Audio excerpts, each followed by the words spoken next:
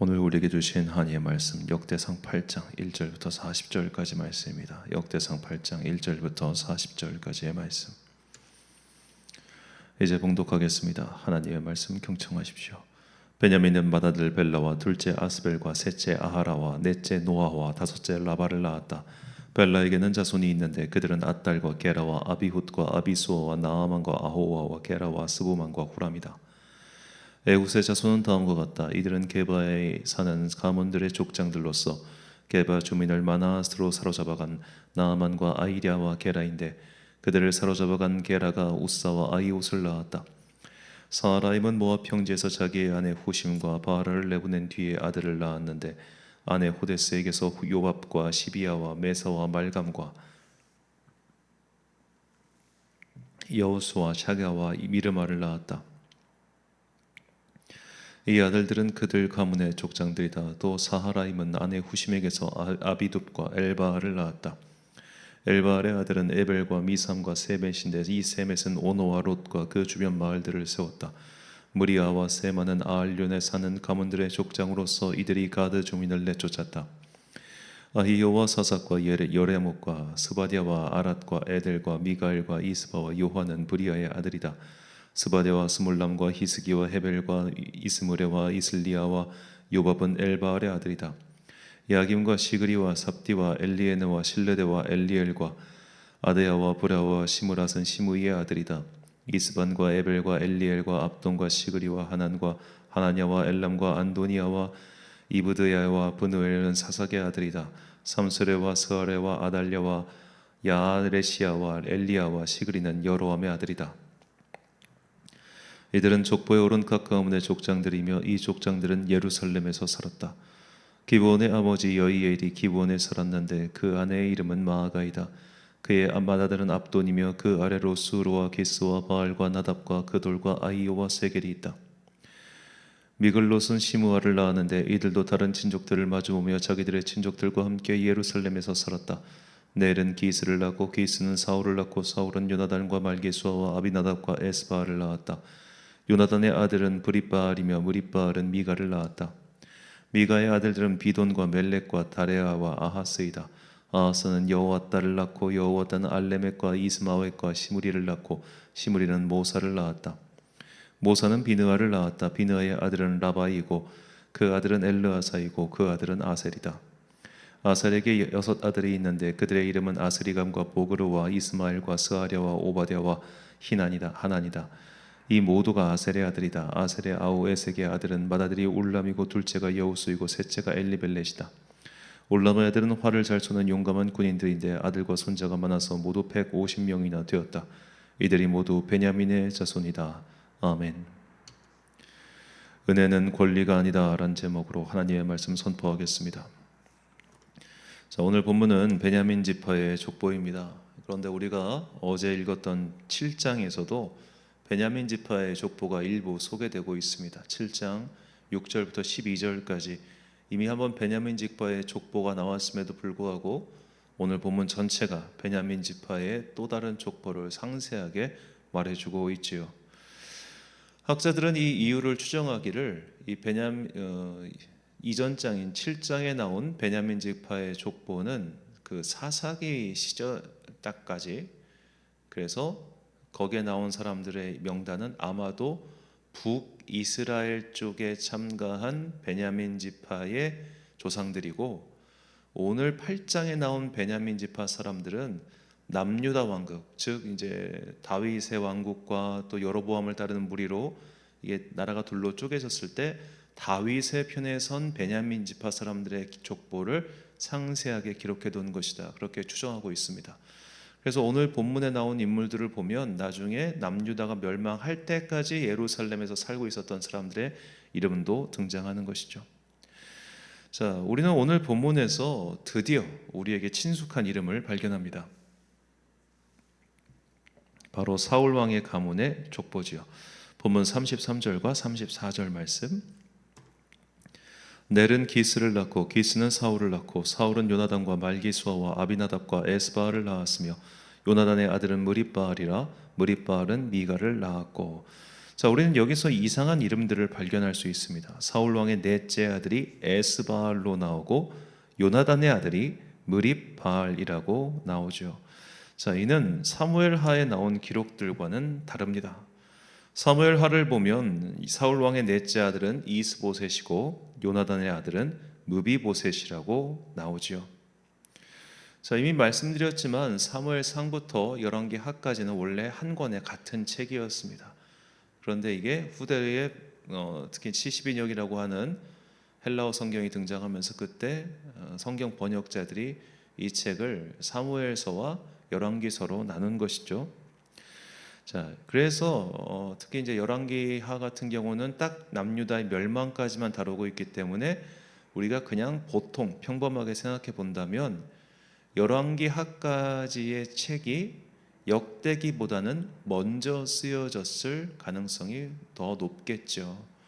그렇다면 역대기의 저자는 적어도 열왕기의 내용을 알고 있거나 혹은 자기의 앞선 그 열왕기의 자료니까 참고할 가능성이 높지 않겠습니까?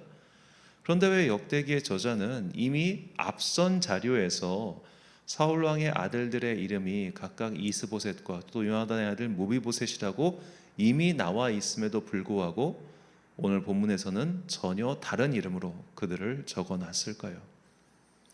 자, 이것은 저자가 의도적으로 그렇게 이름을 바꿨다라고 보기는 좀 어렵겠죠. 아마도 베냐민 지파에 남겨진 후손들이 자신들의 조상을 부를 때 그의 이름을 그런 식으로 바꿔서 불렀지 않았을까, 그렇게 추측을 해봅니다. 자, 이것은 그들의 이름을 통해서 한번 확인해 볼 수 있는데요. 자, 먼저 사울 왕의 넷째 아들인 이스보셋은 부끄러운 사람이라는 뜻이고 요나단의 아들 무비보셋은 우상을 근절하다라는 뜻입니다. 그런데 이 이름들에 각각 바알이 들어가죠. 그래서 에스바알은 바알의 사람이라는 뜻이고 무립바알은 바알은 나의 보호자라는 뜻입니다. 아무리 생각해봐도 이 후손들이 부른 이름이 좋은 이름은 아니죠.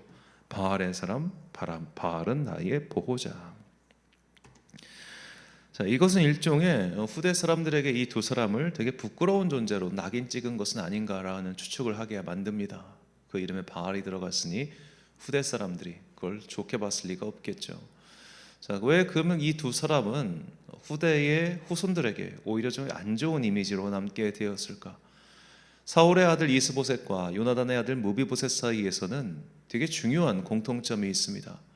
바로 그들이 은혜를 잊어버린 사람들이라는 공통점입니다.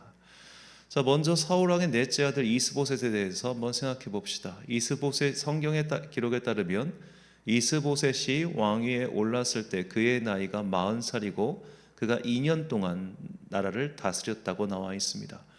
그리고 다윗은 30살의 왕위에 올라서 7년 6개월을 헤브론에서 유다의 왕으로 다스렸습니다. 이스보셋이 죽고 나서 이제 이스라엘의 지도자들이 다윗을 찾아와 그때부터 드디어 통일 왕국이 다시 시작됐죠. 그렇다면 이스보셋은 다윗보다 당연히 연상이었을 겁니다. 이스보셋이 42살에 죽었고 그리고 다윗이 그의 죽음과 거의 동시에 37살 그냥 반올림해서 38살 때 왕이 올랐다고 치면은 최소한 4살 연상이라고 볼 수 있겠죠. 그러면 그걸 또 다시 역산을 해보면 사울 왕과 그의 형들이 전장에서 죽었을 때 다윗이 왕이 됩니다. 그러니까 사울 왕과 요나단들이 다 죽었을 때 다윗의 나이가 늦어봐야 30이고 빠르면 29살이었겠죠. 죽고 나서 바로 헤브론에서 왕위에 올랐으니까. 그렇다면 그들이 죽었을 때, 자기 아버지와 형이 죽었을 때 이스보셋의 나이는 대략 30대 중반이었다는 뜻입니다. 이게 좀 제가 말을 좀 복잡하게 했는지 모르겠는데 그냥 사울 왕이 죽었을 때 그의 막내 아들 이스보셋의 나이가 30대 중반이었다, 이렇게만 기억하시면 되겠어요. 자, 30대 중반의 넷째 아들 그리고 둘째 부인 사이에서 난 자식들은 차치하고 정실자식에게 난 자식들 30대 중반이 됐는데 이 아들을 전쟁에 두고 갔다? 이게 무슨 의미겠습니까? 후계자를 위해서요? 후계자를 위할 거라면 장남을 두고 가야지. 왜 막내 아들을 돕겠습니까? 전력에 보탬이 안 되는 거예요. 전력에 보탬이 안 돼. 30대 중반, 다윗은 10대 말부터 10대 후반부터 전쟁터를 전전했고 그의 형인 요나단도 어렸을 때부터 전쟁터를 다녔던 사람에 비해서 막내 아들은 되게 연약했던 거예요. 그 이유는 여러 가지가 있겠지만 사울이 40살에 왕위에 오릅니다. 그리고 그 이후에 태어난 사람이 이스보셋입니다. 그러니까 이스보셋은 태어날 때부터 왕자였던 거예요. 그러니까 험한 일도 안 해봤겠고 고생도 형들보단 덜 했겠죠. 그런 태도가 있다 보니 정말 중요한 전쟁, 아버지 죽고 형들 다 죽는 전쟁터에서 자기는 그냥 뒤에 가만히 있었다는 겁니다. 나라가 혼란해졌습니다. 그런데 그런 이스보셋을 데려다가 그래도 왕위에 세운 사람이 그의 숙부인 아브넬이죠. 아브넬은 아마도 이 속된 말로 깜냥이 안 되는 이스보셋을 어떻게든 왕으로 만들고자 노력을 했을 거예요. 그런데 이 이스보셋이 아브넬에게 시비를 겁니다. 사울 왕의 둘째 부인인 리스바의 문제로 인해서죠. 그때 강의 때도 말씀드렸지만 이스라엘에는 형사 취수제 문화가 있었기 때문에 형에 남겨진 부인, 형에 남겨진 가족들을 그 동생, 그 남자 형제들이 부양해야 될 책무가 있었어요. 그러니까 아브넬이 리스바를 돌본 것은 전혀 그 당시의 문화로 봤을 때 흠 잡을 일이 아니었던 거예요. 그런데 이스보셋은 왜 그 일로 인해 아브넬에게 시비를 걸었는가? 아직 이 둘째 부인 사이에서 태어난 아들 2명이 있었잖아요. 이들이 나중에 죽긴 하지만, 그러니까 이스보셋 입장에서는 나의 배다른 형제들이 있으니까 내 왕위가 걱정되는 거예요. 그리고 자기의 든든한 후계자인 아브넬이 만약 저들과 편먹으면 내가 쫓겨날 수도 있겠네? 그러니까 막 비난을 한 거라고요. 그 때문에 아브넬이 더 격분해서 결국 둘 사이는 멀어지고 이스보셋은 비참한 최후를 맞이하게 되죠. 자기가 자격이 없는데, 능력이 안 되는데 숙부의 도움으로 왕위에 올랐어요. 왕위에 오르고 나서 불과 2년도 되지 않아서 자기의 권력 때문에 숙부를 배척하고 공격하는 일이 생겼어요. 은혜를 잊어버리고 자신의 능력을, 자신의 처지를 잃어버린 자의 최후가 이런 거죠. 두 번째로 무비보셋도 마찬가지입니다. 무비보셋 이야기 우리가 잘 알고 있지만, 그가 요나단의 아들이란 이유 하나만으로 다윗은 그를 선대해주고 왕자와 같이 대해주고 사울 왕의 모든 재산을 복권시켜줬어요. 왕의 식탁에서 함께 먹을 수 있도록 배려를 해줬습니다. 그런데 압살롬이 반란을 일으켰을 때, 그리고 다윗이 예루살렘을 도피할 때 무비보셋은 따라가지 않지요. 무비보셋의 종이었던 시바가 다윗에게 이렇게 고합니다. 사무엘하 16장 3절 말씀. 왕이 이르되 내 주인의 아들이 어디 있느냐 하니 시바가 왕께 아뢰되 예루살렘에 있는데 그가 말하기를 이스라엘 족속이 오늘 내 아버지의 나라를 내게 돌리리라 하나이다 하는지라. 자, 나중에 사무엘하 19장에 보면 무비보셋은 이것은 오해입니다. 저 시바가 저에게 누명을 씌웠습니다. 나는 왕을 따라가려고 했는데 저가 내가 갈 수 없게 막았습니다. 이렇게 항변하죠. 그래서 다윗은 두 사람의 이야기를 듣고 그럼 재산 절반씩 나눠, 이런 식으로 판결을 내립니다. 그 말인즉슨 다윗은 무비보셋의 말을 이제는 신뢰하지 못하겠다라고 선언한 것이죠. 자, 왜냐하면 그에게 만약에 진짜로 그의 종인 시바가 다윗을 쫓아가지 못하게 막았다 하더라도 무비보셋에게 정말 방법이 없었겠습니까? 두 다리가 불편한 것과 그가 거기를 가지 못하는 것은 좀 다른 문제겠죠. 설령 이동은 못하더라도 사람은 보낼 수 있었을 것이고 수단은 많았을 겁니다. 우리가 영화적인 상상력만 발휘해도 못했을 리가 없어요. 그러니까 다윗이 섭섭한 거예요. 그래, 네 다리에 못 움직인 건 내가 잘 알지. 그래, 저 시바라는 종이 너한테 그렇게 할 수도 있지. 하지만 너에게는 시간도 많았고 기회도 많았어. 왜 그동안 아무 말도 하지 않았던 거야? 그런 식으로 다윗의 신뢰를 잃고 무비보셋은 결국 아마도 그 말년에는 다윗과 같은 식탁에서 있지는 못했을 거죠. 이스보셋과 무비보셋은 둘 다 처신을 잘못했습니다. 그래서 그 끝이 좋지 않았죠. 그래서 아마도 후대 사람들이 그들의 행적을 평가하기를 저 사람들은 여호와 하나님의 사람이 아니라 바알의 사람이야 라고 조롱 섞인 이름을 지어줬을 가능성이 높다고 저는 추측을 해봅니다. 그렇지 않으면 왜 이 두 사람만 바알이라는 이름이 들어갔는지 저는 해석이 안 되더라고요. 자, 영화에 나왔던 한 유명한 대사죠. 호의가 계속되면 권리인 줄 안다. 자, 이런 사람들 참 많습니다. 열심히 베풀어 좋고 은혜를 해주니까 나중에 보따리 내놓으라는 식의 사람들 정말 많아요. 예전에 이제 SBS의 골목 식당이라는 그 프로그램이 있었죠. 그렇게 해서 백종원 씨가 가서 솔루션을 해주고 그 솔루션에 따라 장사를 하니까 가게가 잘 되고. 근데 백종원 씨는 이때부터 알고 있었죠. 이거 지금 방송 효과예요. 지금 하는 거 그대로 유지하셔야 돼요. 청결 문제 이런 거 다 하셔야 돼요. 그러니까 백종원 씨가 강조하는 게 사실은 이렇게 기본인데 지키기 어려운 기본이긴 하죠. 깨끗할 것 그리고 성실할 것. 근데 사람이 등 따스고 배부르면 깨끗한 거 좀 덜 청소하게 되고, 그리고 이제 백종원 씨는 특히 이제 여러 프로그램을 보면 저도 관심이 있어서 좀 챙겨 보는데 가게 사장이 오픈을 꼭 하라는 거예요. 알바 맡기지 말고. 근데 사장이 오픈을 해가지고 점검을 하고 중간에 잠깐 쉬더라도 꼭 오픈과 마감은 사장이 직접 해라. 그게 이제 장사의 기본적인 태도라는 건데, 조금 잘 되니까 바로 알바 쓰고 오픈 사장이 안 하고 그러면서 계속 퀄리티는 떨어지고 그러면서 그 가게는 다시 망하게 되고, 이런 반복들이 이전 프로그램도 계속 있었어요. 근데 안타깝게도 이번에 이제 예산시장 그 리모델링 크게 해가지고 예산에 유동 인구가 30만 명이 왔다고 합니다. 그거 엄청난 일이죠. 그렇게 많은 사람들이 왔다 가고 이제 상인들이 좀 돈을 버니까 해이해진 거예요. 나태해진 거예요. 그러면서 심지어 어떤 사람들은 왜 우리가 자꾸 당신네 그 소스와 재료를 써야 되냐?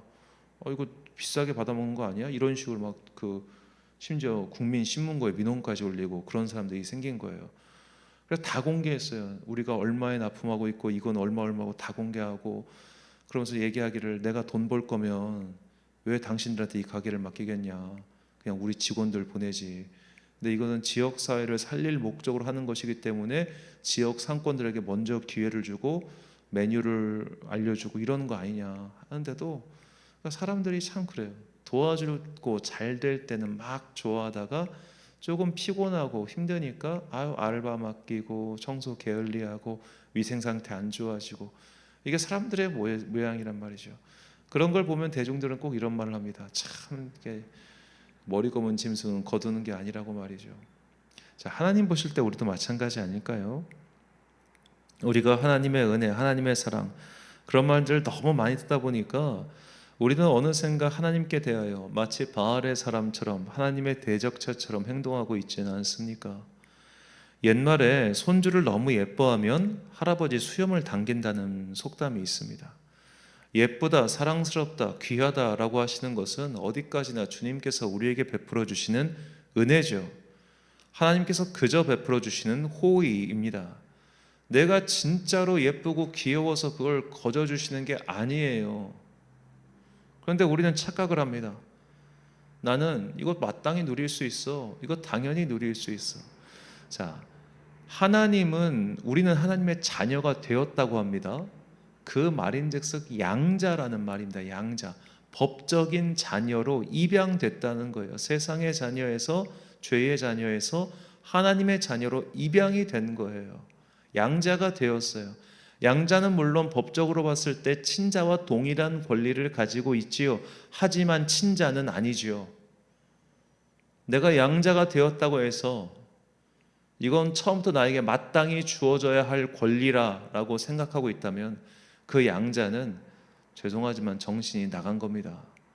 우리가 그런 정신 나간 사람처럼 행동하고 있는 것은 아닌지 언제나 돌아봐야겠죠. 그래서 우리는 항상 두렵고 떨리는 마음으로 우리가 받은 구원을 지키기 위해 끝까지 방심하지 말고 힘을 내야 합니다. 바울은 우리가 분명히 구원을 받기는 받지만 하나님의 자녀답게 살지 않으면 부끄러운 구원을 받게 될 것이라고 경고하지요. 고린도전서 3장 14절부터 17절까지 말씀입니다. 만일 누구든지 그 위에 세운 공적이 그대로 있으면 상을 받고 누구든지 그 공적이 불타면 해를 받으리니 그러나 자신은 구원을 받되 불 가운데서 받은 것 같으리라. 너희는 너희가 하나님의 성전인 것과 하나님의 성령이 너희 안에 계시는 것을 알지 못하느냐. 누구든지 하나님의 성전을 더럽히면 하나님이 그 사람을 멸하시리라. 하나님의 성전은 거룩하니 너희도 그러하니라. 아멘. 사랑하는 천안 광성교회 성도 여러분, 그리고 이 새벽을 함께 깨우고 계신 귀한 주님의 자녀 여러분, 사울 왕의 아들 이스보셋과 요나단의 아들 무비보셋은 누군가의 도움과 은혜 덕분에 살 수 있었습니다.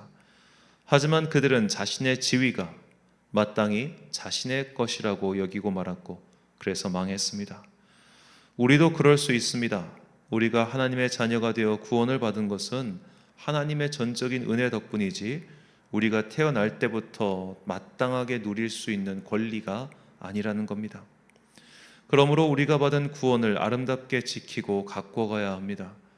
우리가 주님을 배반하지 않는 한 우리의 구원은 취소되지 않을 것이나 때로는 부끄럽고 고통스러운 구원을 받게 될지도 모릅니다. 마치 재산을 절반만 깎여서 받게 된 무비보셋처럼 말이지요. 내가 지금까지 지내온 것, 그리고 앞으로도 살아갈 모든 것들이 다 주님의 손으로 이루어진 것임을 잊지 마시고 받은 은혜에 감사하며 그 사랑을 잊지 않고 각자의 새해를 맞이할 준비를 하는 여러분과 제가 되시길 예수님의 이름으로 축원합니다. 기도하겠습니다. 사랑과 은혜가 풍성하신 아버지 하나님, 사울 왕의 넷째 아들과 요나단의 아들은 자신들이 받은 은혜를 잊고서 더 많은 것을 달라고 그렇게 주변에 요구를 하다가 결국 받은 것마저 다 빼앗기고 말았습니다. 우리가 하나님께 받은 은혜에 대하여 그렇게 외치고 있는 것은 아닌지요. 처음에는 그저 구원하신 은혜에 감사하다가 나중에는 나한테 이거 주세요 저거 주세요라고 하면서 마땅히 내가 모든 것을 누릴 수 있는 권리를 가진 자 마냥 오해를 하고 하나님께 대하여 함부로 그리고 받은 은혜에 감사하지 못하는 자가 아닌지요. 우리의 잘못된 신앙생활이 있다면 이 새벽 우리의 상태를 돌아보게 하시고 이제는 깨닫게 하사 주님께 받은 구원을 끝까지 잘 지켜 고통 속에 불 가운데 얻는 구원이 아니라 생명의 물 속에서 은혜의 바람 속에서 얻는 아름다운 구원 되게 하여 주옵소서. 날씨가 추운 겨울입니다. 주님께서 따뜻한 성령의 두루마리를 온 주의 자녀들에게 입혀 주시어 이 어려운 시기를 잘 견뎌낼 수 있도록 은총 베풀어 주옵소서. 오늘 하루도 참 좋으신 우리 주님의 은총과 평강이 모든 성도들과 함께 하시길 간절히 소망하오며 이 모든 말씀 우리 구주 예수 그리스도의 이름으로 기도드립니다. 아멘. 오늘의 기도 제목입니다. 주님께 받은 은혜는 당연한 것이 아닙니다. 당연하지 않은 사랑을 받았으니 마땅히 감사와 경배를 잊지 않는 주님의 자녀가 될 수 있도록 주님의 은혜를 매일 묵상하시길 바랍니다. 오늘 주신 기도의 제목 가지고 기도와 묵상에 힘쓰는 하루 되시길 바랍니다. 기도하겠습니다.